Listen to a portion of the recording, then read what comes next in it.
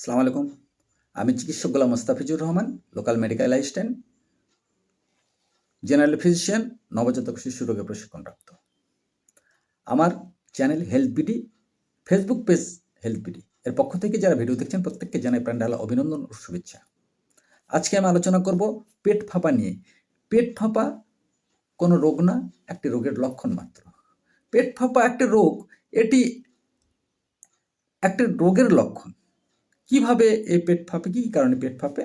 আমাশয়, অম্ল, অজীর্ণ, typhoid, cholera, ডুয়াডিকোষ, বমি বমি ভাব, বমন, বায়ু নিঃসরণ, ক্ষুধাহীনতা, পেট ব্যথা ও কোষ্ঠকাঠিন্য থেকে এই পেট ফাঁপা রোগটা আসে।